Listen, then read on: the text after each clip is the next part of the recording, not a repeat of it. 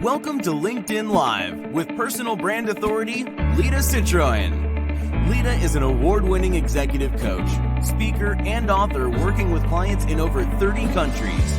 She helps professionals, entrepreneurs, and business leaders manage the way they're perceived by the people who matter most. From leadership development, executive presence, to strategic communications and social media positioning, Lita's work is thoughtful, motivating, and practical.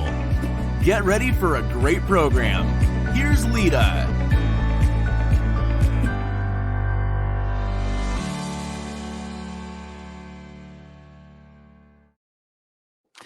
Hello, friends. Welcome to this LinkedIn Live. Welcome to 2023. Wherever you are in the world, I am so glad you're here with us today. And I know a lot of you are watching live and some of you are watching the recording, but we are going to be bringing you live programs once a month on topics that you told me are important to you. So today we're starting with executive communication. As you might remember, if you've watched my live programs in the past, I'm going to take questions at the end. And I have the wonderful Sabrina who's helping to moderate the chat and all of the pop-ups that you see. So give her a shout out in the chat. She loves to hear from you as well. Question for you. When was the last time you heard a story that moved you to tears?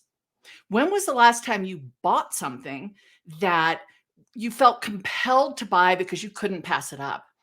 Have you had someone tell you a secret that made you feel uncomfortable or made you feel proud that they shared with you?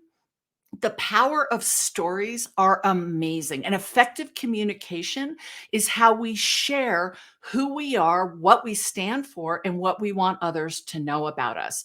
No matter what job you have, no matter what company or industry or country you're in, we all tell stories, and we have to be good at our effective communication because it's how we communicate an idea, right? Maybe we're selling a vision or an idea up in the organization. Maybe we want a promotion or we want some additional resources or responsibilities. Maybe we're in a sales role and we want to be able to communicate with a customer or a client why they should buy from us. Effective communication is the name of the game. It's a key part of personal branding, and that's why we're having the conversation today. So before we jump into the conversation with my special guest, I want to share a few of the key ingredients that it takes to effectively communicate a message. First, your message has to speak to the needs of your audience, obviously, but also to your needs. It's not about one or the other. Now, there is a hero to every story, and the hero's not you, by the way. The hero of the story is always the person who's hearing you, the person who's receiving that communication. But the way that you effectively share your message has to meet your needs as well as the needs of the person you're speaking to. It's really important that messaging is genuine and authentic. Do you believe in what you're sharing? We're all real people with real emotions and needs and feelings and dreams and fears and hopes. And are you communicating that authenticity with the right mindset as you share whatever message you're trying to share? And again, bringing it back into a professional setting, it could be because you want a promotion or because you want a new job or you want to sell to a customer. Are you sharing your genuine ideas and needs? Your communication has to speak in a language that the audience understands. And I don't mean native language, because I know we have friends on this call from a lot of different countries. I don't mean native language. I mean using words that the audience can understand. In my book, Control the Narrative, I talk a lot about using language that is understandable, right? Not talking over the heads of the people you're trying to speak to. If your audience or the people that you're giving this message to are bringing out the dictionary because they don't understand half the words, you're not speaking in their language. It's really important. It's also very important to have an organized thought. So I'll share that I have a few people in my life who I care deeply for, who, let's say, take the long and windy road to be able to communicate a message. I care for these people. I go down that road with them. But if you're in a business setting, if you're in a organization where you're trying to affect change or drive impact or share your value, you've got to be organized in how you deliver that message. And too much extraneous information, too much random side paths can be really distracting. So a key element of effective communication is really being able to deliver a message in an organized way, which also includes having a good close, having a call to action at the end. If you've just delivered an idea, let's say to senior management in your company, you want them to adopt an idea that you believe strongly in. How are you going to end that message? Have you ever seen a speaker on stage give a wonderful presentation and at the very end say, well, that's it, and they just walk off stage? Like everyone's left going, well, what do I do? Right? We have to tell people what we want them to do. What is the next step? What is your request from them? So think about how to organize your thoughts. And finally, effective communication is delivered with confidence.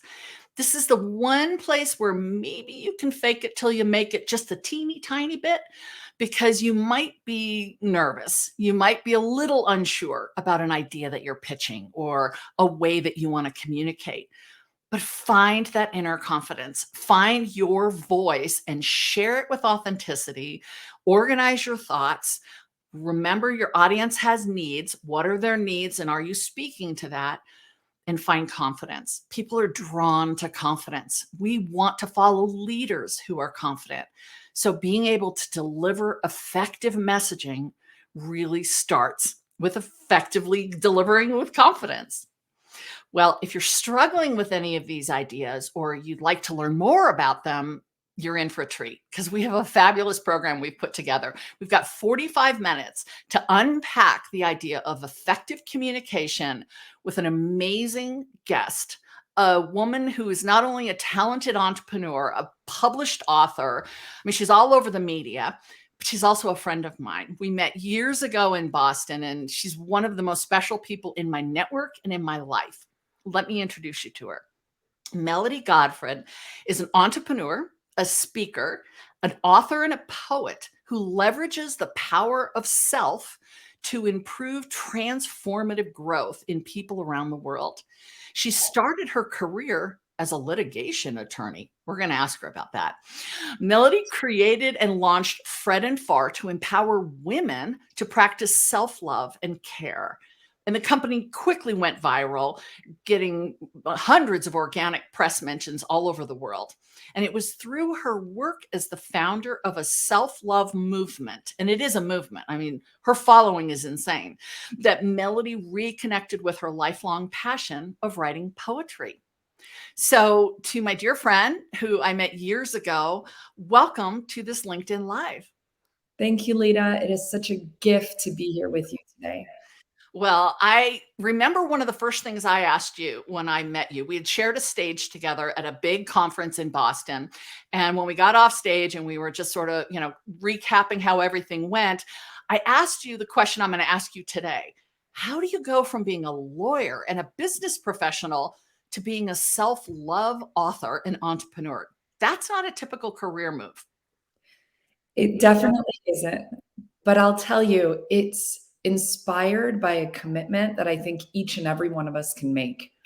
When I started my career, I was very much driven by needing accomplishment to define who I was. And so I picked every door that felt like the right door and the one that my family, my schools, my society thought I should walk through.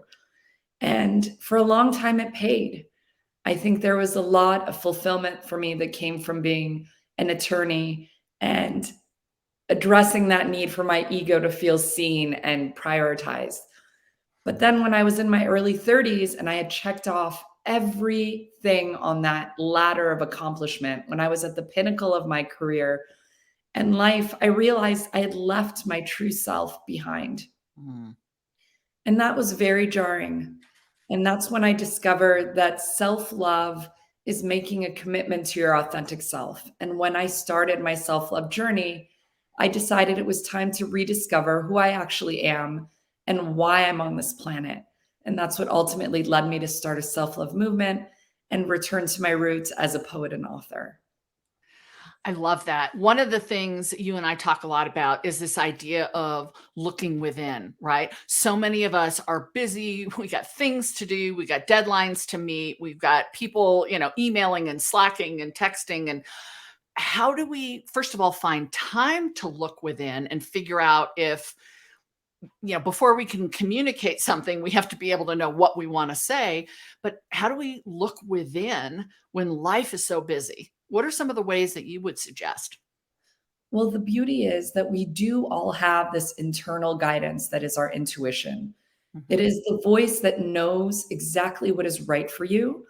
The issue is, of course, it will not speak to you if you're multitasking, if you're distracted, if you're filling your extra time with social media or other distractions. So, what I tell people is what I do for myself.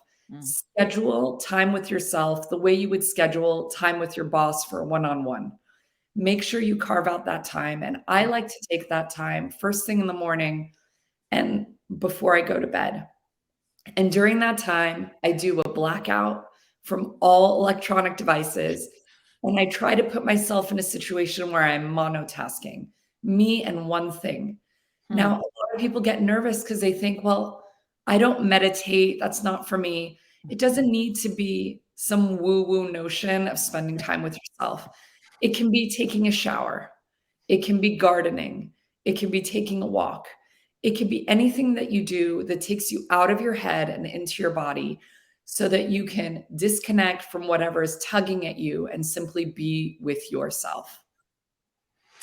I love that because I think, that circles back to something that you said when you were describing how you went from lawyer to self-love poet. And that is, so many of us are doing what we think we should do, right? And the shoulds get in the way. We get status, we get a fancy paycheck and per diem, or we get the compliments from our family and friends that we've got, we work for a great company. But are we finding our voice? Are we sharing who we are and taking time? I like how you say kind of blacking things out and monotasking. I'll have to look that up. I'm not sure I've ever done that in my life, but really getting quiet is what you're talking about. And is that affect a mindset shift? I mean, is there mindset that goes along with that? Absolutely. My latest poetry book is called The Shift, and it's poetry for a new perspective.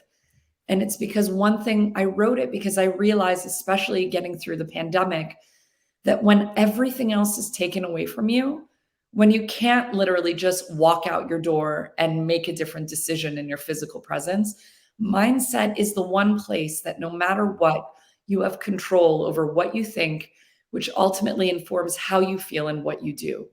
So for me, mindset has played such an important role because for a long time, I felt stuck. I thought I've invested so much into being a lawyer or being an entrepreneur.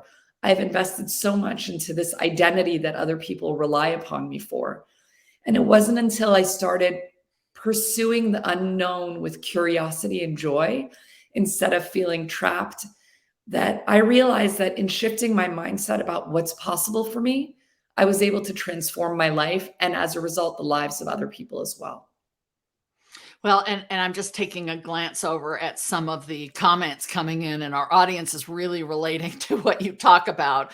That it's something important, because if we're going to communicate something to someone else, if we're going to find a voice for ourselves that we expect others to trust and rely on, we really have to have that sense of self. I know you focus a lot of your work and your public speaking and your books on women. Is this idea of struggle with success and voice and self-love, is that more of a female thing? And as a follow-up to that, is it more of an American thing? Do you have any experience around that question? I mean, through my movement, Front and Far, where I asked women to put on a self love pink earring and make a commitment to themselves, I had the privilege of listening to thousands of stories firsthand from women where they were able to share to me what had previously stood in the way of them choosing themselves and what choosing themselves means. Mhm. And I will say that as a mother of three, who has always worked, I do think there is a unique tug that women experience to be everything to everyone, and oftentimes at the expense of being no one to themselves. That being said, I do believe that everyone in our culture, which is so geared towards productivity and hustle and outward signs of success, we are all experiencing this disconnect from who we truly are because we feel like no matter what time of day it is, we need to be doing more and that who we are is never enough. And so, whereas my experience started with women, I'm realizing more and more that this is something that impacts everyone. And it is a global issue because even though in America we talk so much about being, a hustle culture, it's not unique to us. And I think giving people permission to be enough and not have to do anything to prove their worth is something we could all benefit from. Well, and I would add, because a lot of my clients are men, that I see men struggle with this as well, right? Because the societal norms that we have in the States is, around different definition of success. But then I also work in the military community, and I see my friend Bruce Thompson on the meeting too. Shout out, hi Bruce. Follow him if you want to learn what veterans are up to these days. But that's a real disconnect for somebody coming out of the military, right? It wasn't important for me to have a voice and, and be authentic when I'm, in a combat zone. So how do you build that voice as an adult, in a community that might be moving really fast? And then also working globally, storytelling is a universal trait. My clients all over the world are passionate about telling stories. And it starts from having a sense of self, right? Everything we talked about at the beginning, understanding who you are, knowing what the message is that you want to share, relating to your audience, speaking in a language they understand, and then being confident in how you deliver that. That is not an American trend. That is definitely a universal trend. One of the things you and I talked about as we were getting ready for this is that, the succinctness, the clarity that's important in communication. And I was sharing that, yes, I have some people near and dear to me who are known for being a little long-winded. And I celebrate that. I honor that in them because it's part of their charm. But when we're in a business setting, when we're trying to position ourselves for advancement, we're trying to share an idea or share our opinion, what are some ways that people can learn to become more succinct in how they communicate? This is something that I have spent my life working on, and I am very happy to say that there are actual techniques that you can employ to get yourself there. I have found that the best thing you can do is to write sober, write drunk and edit sober. And this is a Hemingway quote. And what it means is first say everything you need to say, whether it's in a journal, in an email, practicing amongst friends. Getting your message out the first time should not be an edited experience because you want to let all of your best ideas flow authentically without feeling like, oh, did I say the right thing or not? But then comes the editing piece, and that's where you edit sober. Once you get all of your ideas out, challenge yourself to cut 50% of them. 50% rule, especially in emails. And the result is what you allow to pass through that filter ends up being not only your most authentic expression, but also your most persuasive and powerful one as well. But if you're editing, is it possible you could edit out the authentic? Is that a risk? Of course. And that's why, as with most things in life, what we're aiming for is progress and not perfection. Mm. I think we have to turn off that need for it to be perfect in order to activate the part that it needs to be true. So I always choose truth over perfection because that's ultimately what sets us apart from everyone else. It's the one story that only we can tell. And so, yes, you may run the risk of editing a little too much, but the goal is simply progress and to get closer to communicating your truth with ease and with joy and with authority. Well, and just a disclaimer, we are not advocating for heavy drinking. I just want to put that out there. No, Well, it's and I'm sure you learned this working as a writer, as an author, when you write books. One of the things I learned very easily, or very quickly, not easily, is editing, right? Because there's so much filler that we use in our speaking and in our writing. Things like "in order to," right? Words we can cut out. And so maybe what I'm hearing is a little bit of the self editing, right? Do I need to share that, or could the message be communicated if I left that piece out? yeah, Still being authentic, but also the language editing. yeah, Because people are moving too darn fast right now. They don't have time to read a novel, but they have to get the essence of what you're trying to say. absolutely.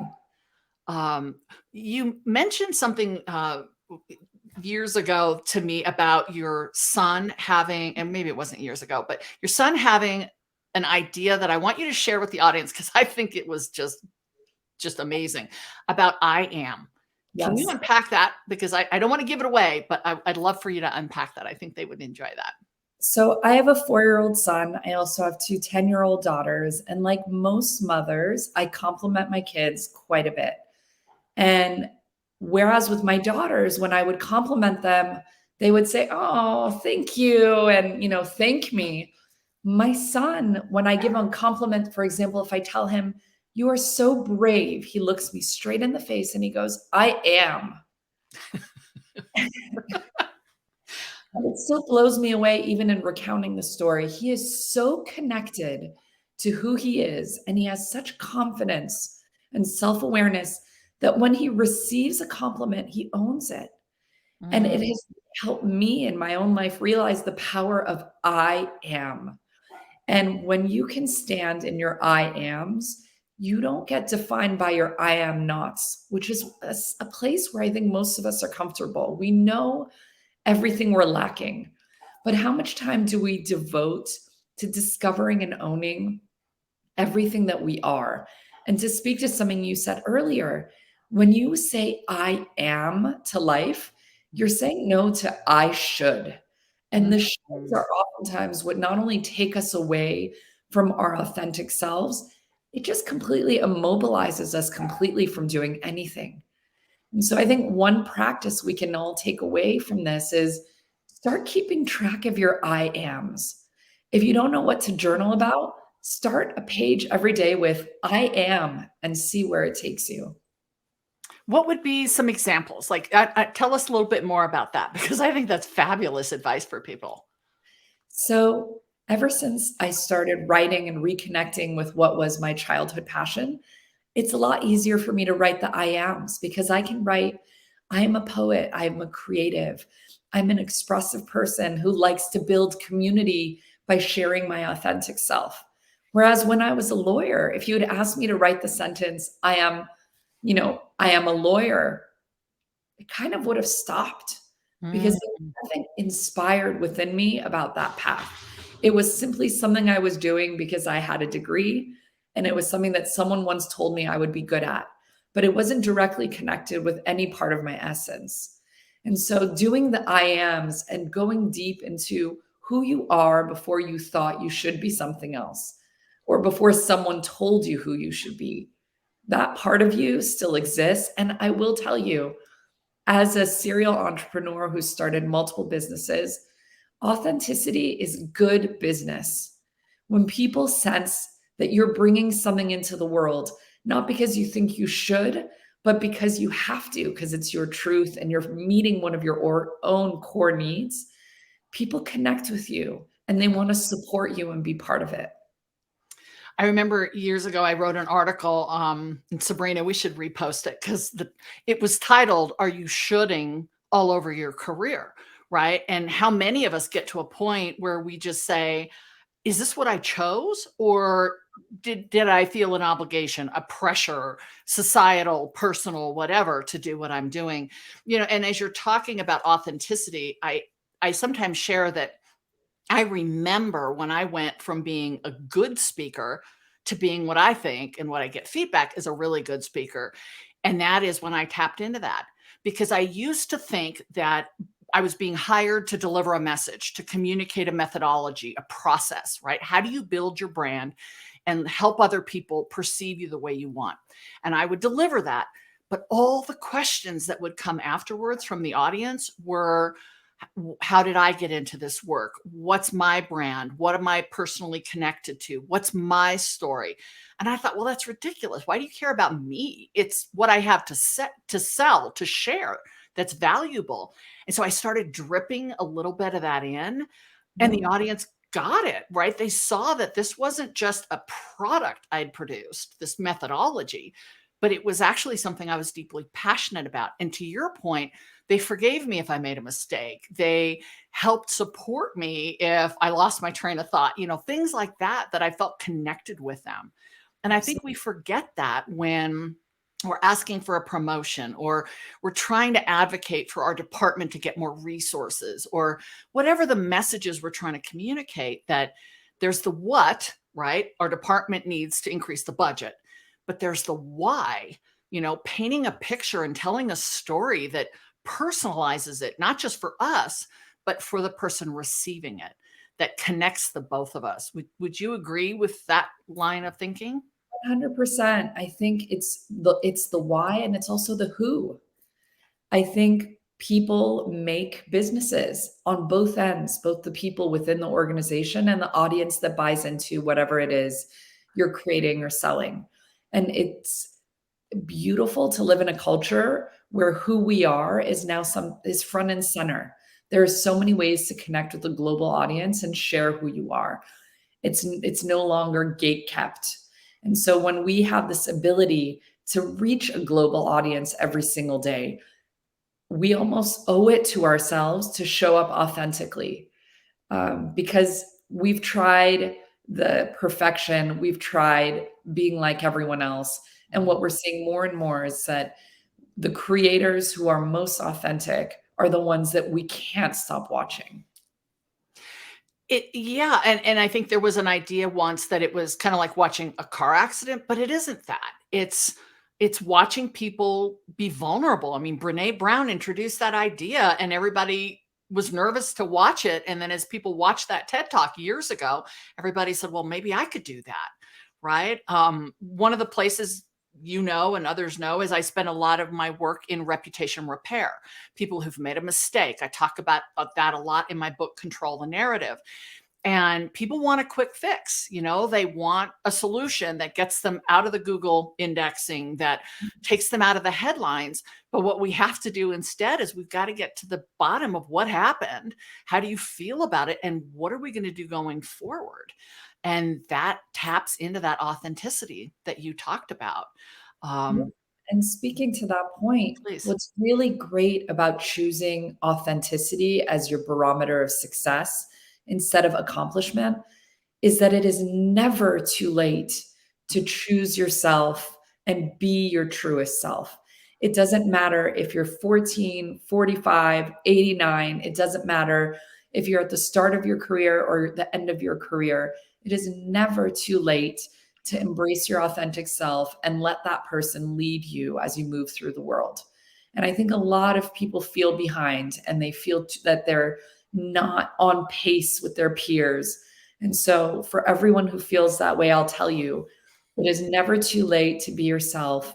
It is never late to take control of your narrative, as Lita says, and rewrite not only how you perceive yourself, but how the world perceives you through the actions and steps you take on a daily basis. Yeah, because as I think it was Cher said, the infamous Cher, how many years ago, this isn't a dress rehearsal, right? I mean, we're all on the same assembly line. We're moving to a finish line. And what are you going to do from this point until the end to make that legacy come to life, to stand for something, to have your voice heard, whether it's in a global sense like you're doing, or it's in your own department or your own company. It doesn't work to be silent and forgotten. That isn't how people get ahead. People get ahead by being authentic, being confident, having a clear message, organizing your thoughts, and letting others know that you stand for something, and you're passionate about it. So what's next for you? I didn't ask you that ahead of time, but what's next on the horizon for you? So part of my self-love journey has been about detaching from the need to know what's next. I feel like for the first 40 years of my life, every step was so perfectly orchestrated. And I was so fixated on the next that I wasn't in the now. Mm. And so part of what I'm really excited about is not perfectly mapping what comes next, receiving what comes my way, and having this barometer of self to use when judging whether an opportunity is right for me. I will say that having spent the last few years writing books and sharing my story and helping other people connect with and commit to their self-love journeys, what I'm very excited about is continuing to speak um, and and empower people, whether it's in a corporate setting or in a small group, to share with them what it means to love yourself and how, in learning to love yourself, you can change your life and live with your authentic self leading the way. I just love that. And I know we're going to get to questions in just a moment, but I am seeing a couple that I looked out of the corner of my eye, a couple questions about perception, right? And I've talked a few times and you've mentioned that, perception is important. And I just want to clarify that perception drives opportunity. Right. It isn't that we have to build our voice and mold into what other people want us to be. But if people see us wrong, if the world doesn't receive you the right way, or the world meaning your world, the tribe or the audiences that you want to connect with, if they don't see you, see the value you can offer, they're going to pass you up and go to the next person. So it really is about perception as opportunity so that you can do the things you're meant to do. You can fulfill your purpose. You can lead in the way you're supposed to lead. You can create those messages and you can deliver them in a way that's authentic. Having an audience that sees you the right way is what gives you opportunity to be referred, endorsed, advocated for, and supported. So perception does matter. It's not the part we like to talk about because it feels very judgy, and it is, but it is the part we have to talk about. So I just wanted to clear that up because I saw some questions coming in about that before we jump over to questions. So we've obviously covered a lot of ground today, and we've had Melody, I could talk to you for hours because you just have so much to share, and I just love everything you stand for. And I know we popped up the link to Melody's books, and we put them in the chat too. So be sure to follow up on that. But I do want to talk about some action items because we've covered a lot of ground. So what can you do first? Well, Melody talked about this I am journal, and I love that idea. So why not start a journal or find a notebook and start writing down? Maybe take a moment every day and think of something that you are, right? You're a mother, you're passionate, you're a caring citizen, you're a member of the community, you're a leader, whatever you want to define for yourself. And get in the habit of reinforcing what you are instead of what is so easy for us to do, which is look at all our deficiencies. That list we got in our head running all the time. So think about the list of the positives. Second, refine your communication. Think about being succinct. You might have a wonderful, colorful, verbose, big story to share, but people's attention span sometimes can't capture that. So refine your communication. Think about where you can say more with less in your meetings, in your emails, in your hallway conversations with people as we're returning to work, in what you're putting in the chat, all of the ways you can self edit to make sure the right message gets out in the right way to the right audience. And then third, and this is a part of communication, is find more connection. Definitely find more connection. We are all right now on LinkedIn. That's where we're doing this program through. So are you connected to the right people? Are you connected to them in the right way? Are you part of groups? Are you sharing advice and your opinions and your ideas effectively in those groups? Because remember, even though it's your LinkedIn profile and you might not be in a job search, that's not the only reason people go to LinkedIn. Your boss is on LinkedIn, your boss's boss, people in other departments, people you used to work with or went to school with are all on LinkedIn. How are you communicating who you are to an audience that's already primed to want to receive you. Those are 3 actions that I would suggest you take from this program. And now, before any further ado, I want to thank you for your time. I know this has been a lot of information. I hope you'll visit my website, lita360.com, to learn more about what I do and the books that I've written and the programs that I offer. Don't forget to subscribe to my newsletter, and that way you can hear about next month's program, which, hint, it's on executive presence. It's going to be awesome. And you can join us for that live. And please don't forget to follow Melody. She's amazing. She shares so much content and so much goodness that you just get this sprinkling of her information all day long. She's available for speaking engagements. Her books are out there. It's a worthwhile investment as we kick off this year. And now, I'm sure you have questions. I would love to hear from you wherever you are in the world. And I know Sabrina has been watching for the questions that come in. And I think we're ready in the last 10 minutes of our call to be able to share those. So Bruce asked, being able to get your message to others in a manner that they understand is a valuable skill, and we can always improve our communication skills. Yes. And Bruce, as I mentioned earlier, fabulous American hero, veteran who shares a lot with veterans, and he's a mentor and a guide for so many.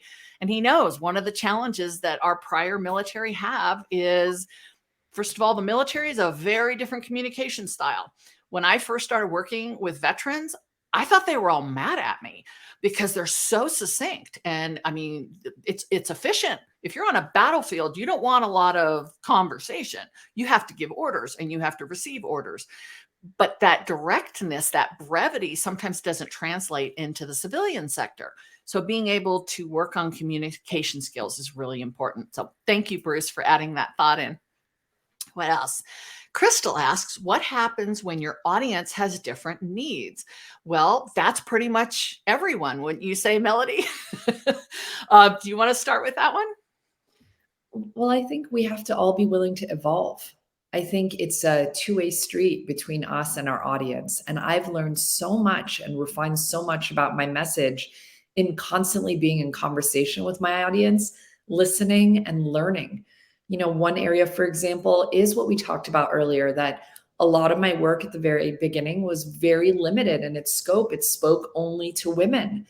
And people started in my audience talking to me about, hey, this message, everyone needs it. It's not just for women. And it really helped open my eyes. So for example, when I republished my book, The ABCs of Self-Love, originally it was self-published, and then I published it with my publisher, I removed the mention of women, not to erase women, but to make it expansive enough so that whomever picks up this book feels like it's for them.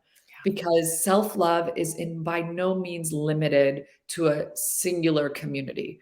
And so it was in listening to my audience who had different needs that I was able to evolve my message and make it better. And I would echo that. That's the experience I had on stage, right? I thought my audience wanted something different and they liked the message, but their questions pointed to wanting more authenticity. And then I have a choice, just like you had a choice. We all have a choice. If our audience has different needs, do we want to lean into that? Do we feel comfortable being able to respond to that? And if you say yes, then you go in that direction. Similar to you, you know, I have 2 books in the professional setting, Reputation 360 and Control the Narrative. And I specifically wrote them for different audiences and had to learn, you know, what are my executive clients looking for in Control the Narrative, and speaking to them, going back to my earlier point, and speaking in their language. If I use too elementary of a language, my executive audiences might think maybe I'm not that sophisticated in understanding their issues. But then when I rewrote Reputation 360, I wrote it for a younger audience, or an audience that's more entry into their career. So it could even be someone who took time off after school and is entering the workforce a little bit later, because their needs are different. Their challenges are going to be different. Their goals are a little bit different. They're at the beginning, whereas an executive audience might be at the middle or the end. So it's perfectly natural that your audience is going to have different needs. And as Melody says, it's our job as the person communicating to be able to tap into that and not just know what they need to know, but also what they need to feel. And Melody, you've done such a great job of that in writing in a way that it's almost like when I read your books, I hear myself saying it as if I wrote it, which is so strange. But it's like you knew me and you knew what I needed to hear. And so your poetry also comes through very authentically in that way. Was that something that you consciously did? I wrote a lot of the poetry in my book, Self-Love Poetry for Thinkers and Feelers, while engaging with my self-love community on Instagram. So Mm. I would follow my customers, I would witness their stories, I would listen to them, and I would get inspired to write something. So it was as much an exercise in honoring myself and my story as capturing the stories of people around the world who needed to be witnessed and celebrated. So I think that's why when you read the poetry, it feels so universal because it truly was inspired by the experiences of people around the world. I love that. So maybe some Instagram post that I made years ago inspired a poem. Well, that Absolutely. makes me want to reread it all over again. Sabrina, do we have another question?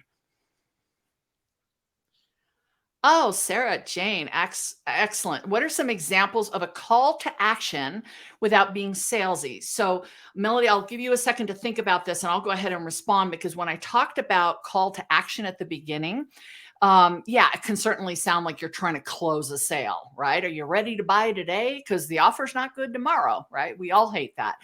But think about when you're organizing your thoughts. Effective communication means you know the type of communication that you're going to deliver. Are you looking to inspire people? Are you looking to persuade or convince them? Are you demonstrating a new product or idea, or are you educating them, right? I'm going to teach you how to do this. When you know what your goal is, what type of communication, then you can design the call to action to support that. So, for example, if I were meeting with my department to try to convince them that I think we need to move in this direction as a department, my message is a persuasive message. I'm trying to persuade them. So it's that kind of a conversation. And at the end, assuming they can make a decision, I'm going to ask for a decision, right? Are you ready to make a decision? Do you need more information? That's what I mean by a call to action. What are you expecting the person listening to do or know or feel? If it's an inspiring message, I might leave my audience with, here's something I'd like you to think about for the next couple days. Think about when you do this, how are you feeling? So it's a call to action. I'm getting them involved in the conversation, which is a really important part of effective communication. Melody, what would you add to that? I would just add to not be afraid to sell. I think this might be a little bit of a gender issue because I think women, at least in my experience and myself included, we feel almost guilty asking someone to buy something. Mhm. And at the end of the day, we need to be more confident in knowing that people need to know that you are in fact selling something because we assume, oh, they know I'm Melody, I'm a poet. They must know that I have a book that they can buy. But the truth of the matter is we need to own that part of the message as much as we're willing to own the vulnerable part where we share our story. It is vulnerable to ask someone to buy what you're selling. And I Mhm. think we should all learn to be a little bit more comfortable with that. So, yes, I'm a poet, I'm a speaker, I have books. Please go to your local bookstore and buy them because that is what empowers people like me and Lita to continue sharing our message and doing the work to bring these ideas to you. I love that. I love that. Yes, go to a bookstore, buy our books. And you're right. I mean, I think that if you really believe, it goes back to that being confident in your message. If you really believe that your idea, your ability to grow the organization, if you're promoted, whatever it is you're advocating for, if you really believe in that, then you're not selling, you're helping the other person come to the same conclusion that you are, right? Which is, this is a good idea. The other thing is when you get a no, is try not to take it personally. And that is much easier said than done, right? Because we all hate being told no. We pour our heart and soul into this. We're being told to be authentic, and somebody says no. But are they really rejecting us, or are they rejecting the offer, the price, the idea? Being able to distance that a little bit can help.